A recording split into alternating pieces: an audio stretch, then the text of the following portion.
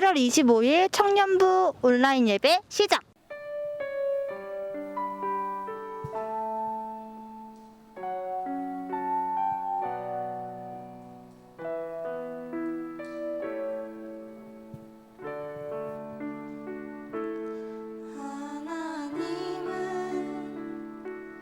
너를 만드신 분, 너를 가장 많이 알고 계시며, 하나님은 너를 만드신 분, 너를 가장 깊이 이해하신단다.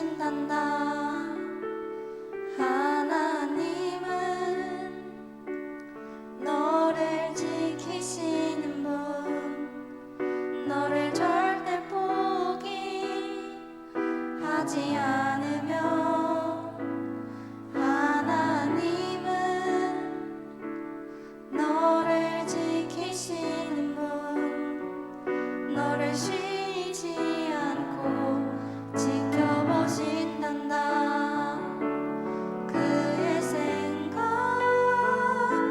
셀 수 없고, 그의 자비 무궁하며, 그의 성실 날마다 새롭고, 그의 사랑 끝이 없단다. 하나님은 너를 원하시는 분, 이 세상 그 무엇 그 누구보다. 하나님은 너를 원하시는 분, 너와 같이 있고 싶어 하신단다. 하나님은 너를 인도하는 분, 광야에서도 폭풍 중에도. 하나님은 너를 인도하는 분, 푸른 초장으로 인도하신단다. 그의 생각 셀 수 없고, 그의 자비 무궁하며, 그의 성실 날마다 새롭고, 그의 사랑 끝이 없단다. 그의 생각 셀 수 없고, 그의 자비 무궁하며, 그의 성실 날마다 새롭고, 그의 사랑 끝이 없단다. 그의 사랑 끝이 없단다. 그의 사랑 끝이 없단다.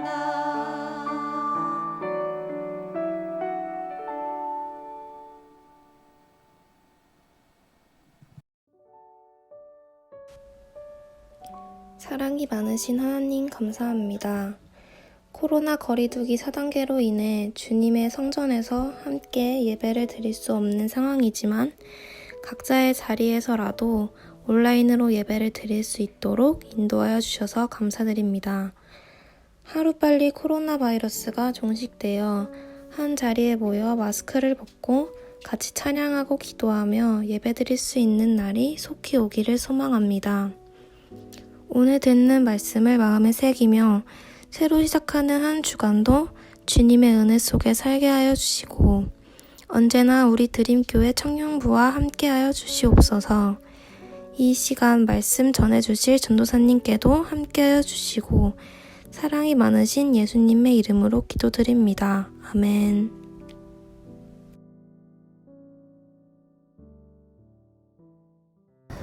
안녕하세요. 청년부 막둥이 귀요미를 담당하고 있는 한준입니다. 오늘은 제가 말씀 봉독하도록 하겠습니다. 내가 이스라엘 자손의 원망함을 들었노라. 그들에게 말하여 이르기를 너희가 해질 때에는 고기를 먹고 아침에는 떡으로 배부르니 내가 여호와 너희의 하나님인 줄 알리라 하라 하시니라. 아멘.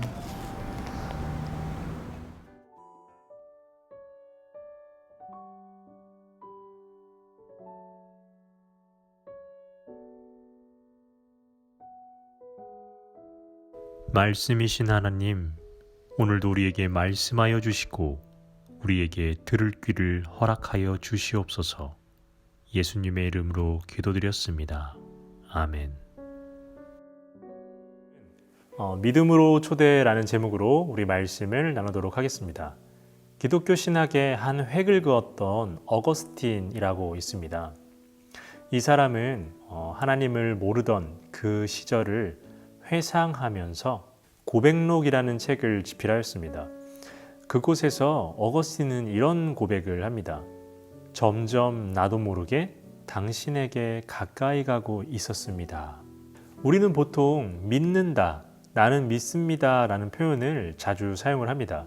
그런데 이 문장의 주체는요, 바로 나예요. 믿는다의 주체가 바로 내가 되는 거죠. 그런데 어거스틴의 표현을 빌려서 나는 믿습니다 라는 표현을 다시 생각해 보면요, 주체가 내가 아니에요.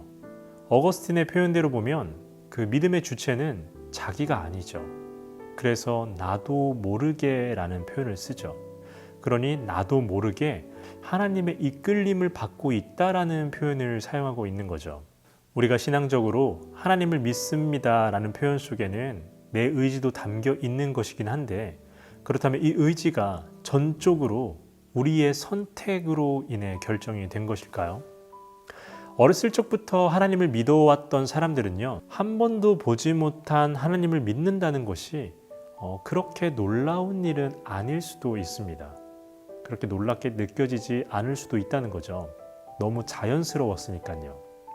그런데 우리가 한 번도 보지 못한 하나님을 믿는다라는 것은요, 사실 매우 놀라운 일이기도 하고 우리의 의지대로 되는 것도 아니라는 것을 알 수 있죠. 우리가 하나님을 믿을 수 있는 건 하나님이 우리 삶에 나타내 주셨기 때문에, 하나님께서 우리를 이끌어 주셨기 때문에 가능한 일입니다. 한마디로 말하면 내 의지로 하나님을 믿은 것이 아니라 하나님이 우리를 믿음으로 이끌어 주셨기 때문에 우리는 믿을 수 있는 거죠. 그래서 구원이 하나님의 선물이듯이 믿음 또한 하나님의 선물입니다. 특히 오늘 본문을 들여다보면 하나님께서는 불평하고 원망하는 이 이스라엘 백성들에게 어떻게 행하는지를 바라보게 된다면 우리는 더욱더 잘 알 수가 있습니다. 이 출애굽기 16장은 이스라엘 백성들이 이집트를 떠나고 나서 이 신광야에 도달할 때까지 대략 45일, 한 달하고도 15일이 걸렸다라는 것을 표현하고 있어요. 우리 16장 1절을 우리 다 함께 읽도록 해보겠습니다. 이스라엘 자손의 온 회중이 엘림에서 떠나 엘림과 시내산 사이에 있는 신광야에 이르니 애굽에서 나온 후 둘째 달 15일이라. 아멘. 우리가 출애굽기 12장을 보면 처음에 6월절 규례가 등장을 하고요. 12장 말미에 가면 6월절을 행한 후 바로 그날 밤에 이스라엘 백성들이 이집트를 탈출했다라고, 이집트에서 나왔다라고 기록을 하고 있습니다. 그런데 그때부터 이 16장 바로 신광야에 도달할 때까지 걸린 시간이 45일이라는 것이에요. 근데 문제는 뭐냐면요, 이들이 45일이라는 시간 동안 어떤 음식을 먹었다는 기록이 하나도 없다는 거예요. 물론 물은 마셨죠. 방금 16장 직전에 15장 마지막 부분에 물을 마신 기록은 나옵니다. 그런데 어떤 음식을 먹었다라는 거, 흔히 말해 배불리 먹었다라는 기록이 하나도 없어요. 다시 말하면요, 이 이스라엘 백성들은 45일 동안 물 이외에는 아무것도 먹지 못했다는 거죠. 사람이 한 끼만 굶어도 배가 고픈데 45일 동안 아무것도 먹지 못했다면 당연히 불평하지 않겠어요? 당연히 원망스럽지 않겠어요? 이스라엘 백성들은 그래서 모세와 아론에게 이 원망과 불평을 쏟아내는데, 여기서 재밌는 게 뭐냐면요, 이들의 원망과 불평 속에 거짓이 담겨 있다는 거예요. 오늘 16장 3절을 우리 한번 읽어보도록 하겠습니다. 이스라엘 자손이 그들에게 이르되 우리가 애굽 땅에서 고기가마 곁에 앉아있던 때와 떡을 배불리 먹던 때에 여호와의 손에 죽었더라면 좋았을 것을 너희가 이 광야로 우리를 인도해내어 이 온 회중이 줄여 죽게 하는도다. 아멘. 이들이 언제 고기가마 곁에 앉아 있었습니까? 아니, 감히 노예가 무슨 고기를 먹습니까? 이들은 자신의 과거를 미화해서 원망과 불평을 하고 있는 거죠. 한마디로 말하면 우리 원래 괜찮았었는데 당신 모세와 아론 때문에 이 지경까지 왔다라는 거죠. 심리학에서는요, 이러한 행동을 가리켜서 투사라고 이야기를 합니다. 자신의 불만이나 불안을 해소시키려고 그 원인을 상대방에게, 그러니까 타인에게 뒤집어 씌우는 것을 이야기를 해요. 그냥 한마디로 남 탓 잘한다라고 생각하시면 됩니다. 이스라엘 백성들은 단 한 번도 자신의 삶의 주체가 돼본 적이 없는 사람들이었어요. 언제나 노예로 살았기 때문에 지시 받는 게 익숙하고 학대받는 게 자연스러운 사람들이에요. 그러다 보니까 주체성이 사라졌던 사람들이죠. 내면이 약합니다. 아직 이스라엘 백성들은 노예 생활에서 해방된 지가 얼마 되지 않았기 때문에 스스로 일어설 힘이 없어요. 그런데 여기서 하나님의 따스한 마음이 잘 반영된 구절이 등장하는데, 그것이 바로 4절이에요. 특히나 4절 초반부를 보면 이런 말이 나오죠. 그때에 여호와께서 모세에게 이르시되. 보통 문제가 생기면요, 모세가 여호와께 이르되 하나님께 말씀을 드리죠. 그런데 이 모든 것을 지켜보신 하나님께서는 모세와 아론이 말하기 전에 먼저 그들에게 이야기를 합니다. 그러면서 하시는 말씀이 너희를 위하여 라고 하시고, 그리고 배부르게 먹을 수 있도록 음식을 내려주겠다라고 하시죠. 또 이어서 하시는 말씀은요, 내 말을 잘 듣는지 안 듣는지 내가 시험하여 보겠다라고 이야기를 하십니다. 주인이 노예를 시험할 수는 있으나 굳이 시험할 필요는 없죠. 왜냐하면요, 명령하면 되고 그 명령을 시행하지 못할 때엔 벌을 주면 되고, 그리고 내쫓거나 심하게는 죽일 수도 있습니다. 그런데 하나님께서 이들을 시험하시겠다, 너희가 내 말을 잘 듣는지 안 듣는지 시험을 하시겠다라고 하는 건 선택권을 그들에게 주겠다라는 거예요. 두 번 다시 노예처럼 그들을 부리지 않겠다라는 거죠. 하나님께서는 왜 이런 수고를 하실까요? 그 이유는요, 이들을 올바르게 세우기 위함이에요. 세운다라는 것은 믿음의 사람으로 세운다는 것, 믿음으로 초대한다라는 것을 이야기합니다. 오늘 본문인 12절을 한번 읽어보도록 하겠습니다. 내가 이스라엘 자손의 원망함을 들었노라. 그들에게 말하여 이르기를 너희가 해질 때에는 고기를 먹고 아침에는 떡으로 배부르리니 내가 여호와 너희의 하나님인 줄 알리라 하라 하시니라. 아멘.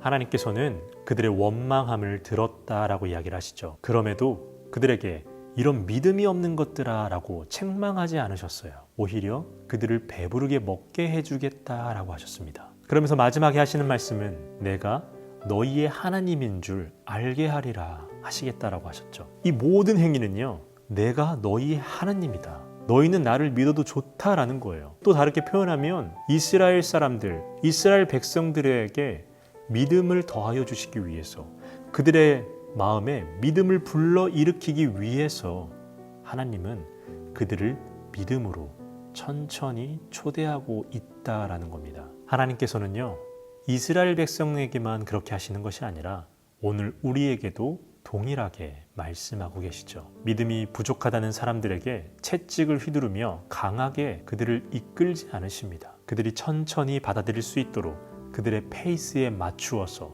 그들의 발에 맞추어서, 그들의 걸음걸이 속도에 맞추어서 하나님도 인도하고 계시죠. 믿음은 자신 삶의 주체가 내가 아니라 하나님이라는 것을 고백합니다. 내 삶의 주도권을 내가 지는 것이 아니라 하나님이 줄 수 있도록 넘겨드리는 것을 말하죠.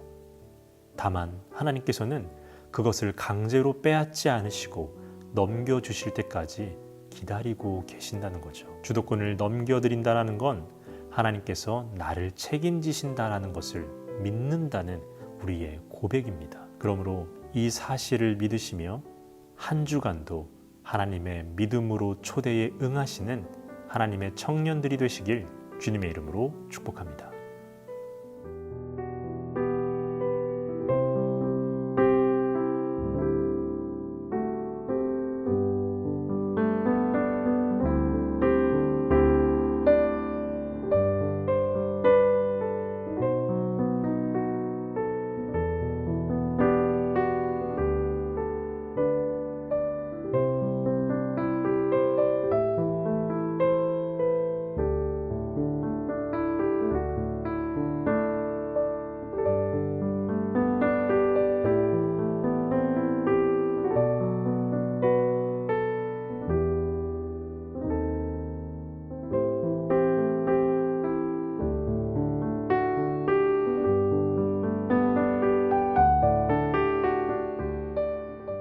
하늘에 계신 우리 아버지여, 이름이 거룩히 여김을 받으시오며 나라가 임하시오며 뜻이 하늘에서 이루어진 것 같이 땅에서도 이루어지이다.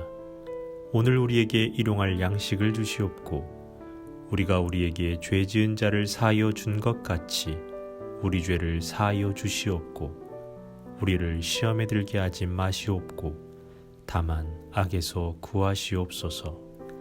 나라와 권세와 영광이 아버지께 영원히 싸움나이다. 아멘.